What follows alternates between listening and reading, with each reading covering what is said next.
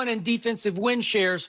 It only matters that LeBron has the better storybook storyline, and it's over. You've been writing these stories for over 40 years. Yeah. You know how it works. I know how it works. Exactly. It's over. And I do think that was the opening all the blind witnesses needed, including the leader of the blind witnesses. What happened to your MVP candidate? I don't have one. Oh, yeah, the one with the orthopedics. Yeah. Oh, yeah.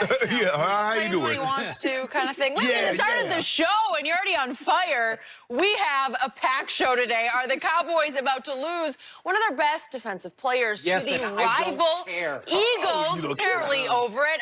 LeVar Ball, guys, is back. He'll be joining us in studio. We'll talk Lonzo.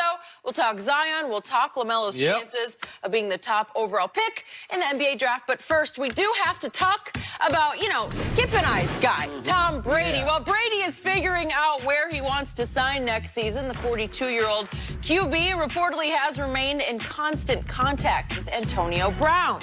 Brady reportedly told Brown that he needs to stay in shape and wants him to play on whatever team he signs with. Meanwhile, one well-informed anonymous exec said that Brady is, quote, the one domino paralyzing the entire NFL right now. So, Shannon, is there any truth to that quote? No, it's not.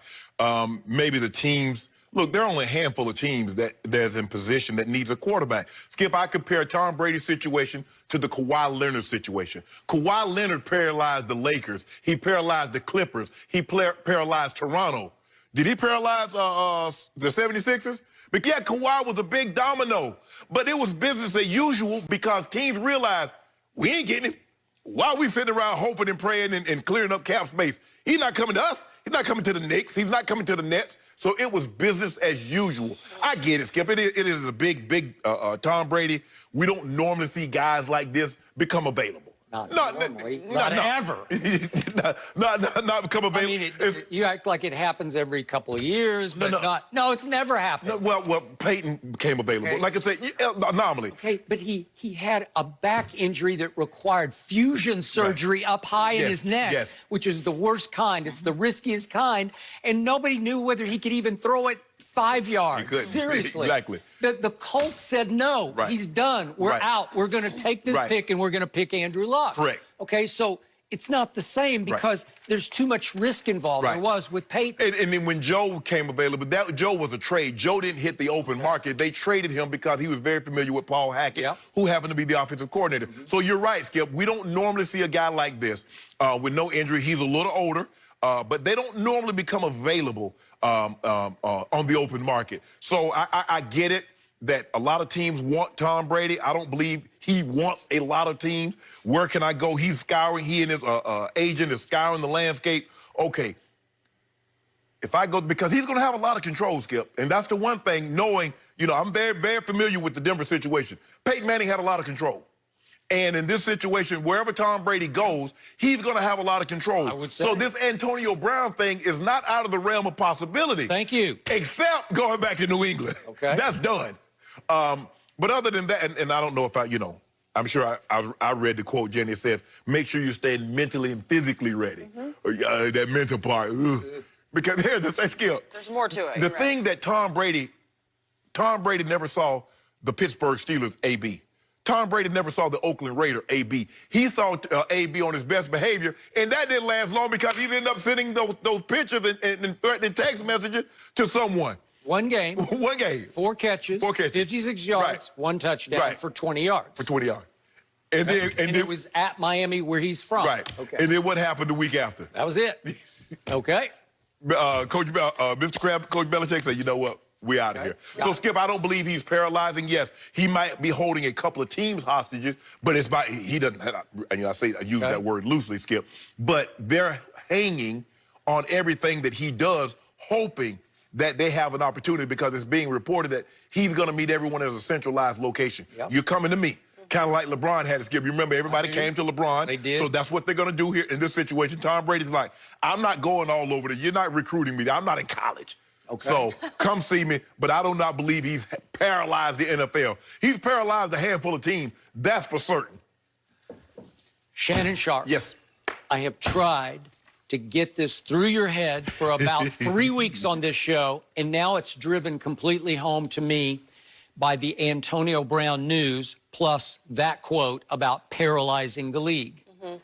Right now, I believe the entire league is on hair trigger, hanging by the thread of whatever decision this man makes, because there's never been anything like this. At 12:01 Eastern Time on March 16th, it's going to be Brady mania. It's going to be Brady hysteria and chaos, because the dominoes are going to fall to the right or to the left or north or south or however you want them to fall. They're going to start falling heavily one way or the other, because I'm going to read off all the teams that think they might have a shot to an outside shot at Tom Brady, the GOAT, who is about to hit the open market by all accounts. And all of a sudden, the Brady package just got greater, because already there was icing on the Brady cake, because there's nobody more marketable at age 43. He's the GOAT. You could have the GOAT, LA Chargers, as you go into SoFi Stadium, your new stadium. You couldn't launch better than that. No. You could, Raiders in Las Vegas, you could have the GOAT to help open your new stadium in your new town, right?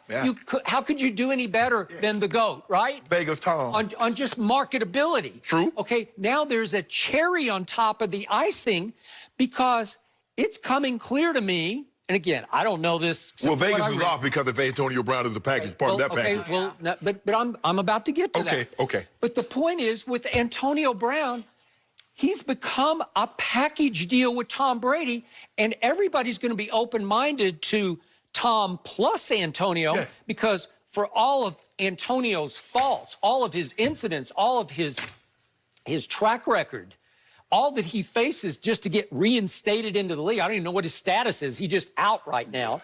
But for all that, if a team thinks Tom Brady is going to bless him and bring him in and sort of oversee Antonio, and that Antonio has pledged allegiance to Tom Brady, do you not have a chance to keep him in bounds? It's kind of like the J.R. Smith and Mozgov. Mozgov was the key, J.R. was the throw-in. Where Tom Brady is the big piece, and Antonio Brown is the throw-in. But the big piece has some he's gonna have control over the little piece. Absolutely. The little piece loves the big. And listen, the little piece is a little man, but he's a top 5 receiver.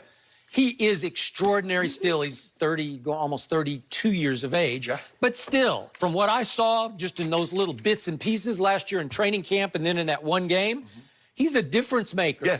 And if he loves Tom enough to stay in line for Tom, you've got... Wait, Tom, you can deliver Antonio to us maybe at a reasonable price, because I think Tom's going to come for a reasonable price. I don't think he's going to try to break any banks. Okay. So now you say, well, what if Tom, do the hypothetical. You said, well, he's not going back to New England. But I'd suggest to you, if Tom said, hey, Mr. Kraft, I really want to finish my career in New England, but I want to finish with Antonio. Do you think he'd make amends? Do you think he'd mend the fence? I don't know. No, some things okay, well, you could be right, but bridge too far. But I've seen things where you said never say never. I don't know how they did this, but they kissed and made up. I don't know. Same thing with Oakland. You don't think if Tom said, you know what, Coach Gruden, I want to finish with you guys. You and Mike Mayock, I love you guys, but I need Antonio. You don't think they'd say, oh, forgive me, forget. Let's just bring him in. He called the general manager I got it. I'm just saying, this is Tom Brady we're talking about. So all of a sudden, he hits the open market, and think about who might want him. We've talked about the Chargers. That'd be a given. Now, these are teams. Chargers don't have a quarterback that we know of. The Raiders do have a quarterback, but they're in the Derby because we think they would be all in on Tom Brady, even with Derek Carr, right? Well, it seemed like he made it clear at the Combine. Yeah, we like Derek Carr, but if we can upgrade, we will. We both like the idea of Tom Brady going to Nashville to play for the Titans. But they do have Ryan Tannehill, who was really good last year. But he's not under contract. So he's in the same boat as Tom. Hamstrung. Hamstrung. Dominoes. Which way are they going to fall? Where could Ryan Tannehill end up, right? Then we talked about 49ers and Cowboys. They obviously have quarterbacks, but if their quarterback, if one team is not sure of theirs and the other isn't sure of the contract with theirs, I still think both are in play at some point over the next month. Then we go Bucks and Dolphins, the two Miami teams. They have both been widely speculated as they would love to have Tom Brady. Would he love them? Probably not. But would they love him? Yes, they would. Okay, we got Bears and Giants. We talked about both of them. Are they possibilities? The Bears just because they're a pretty good team on the verge, right? The Giants are just New York or bust. That's it. Right. And it's mostly bust because they're not good enough, right? Then we go Colts. You were bullish early on the Colts. They got Jacoby Brissett, who's pretty good. Yeah. He's pretty good. But so they quote unquote have a quarterback, but would they take Tom Brady like that tomorrow? Yes, they would. And then we start going down to longer shots, Rams. What if Tom called the Rams and said, I would love to be an LA Ram. I want to play for you guys because I love you, coach, and I love what you do offensively. Would they cut bait with Jared Goff? I have no idea. But it would be cost prohibitive. Okay, but there's been a lot of speculation about that. Then we got Jenny's Vikings as a possibility. I'll take him. Skip, you do realize Kirk Cousins' contract is fully guaranteed.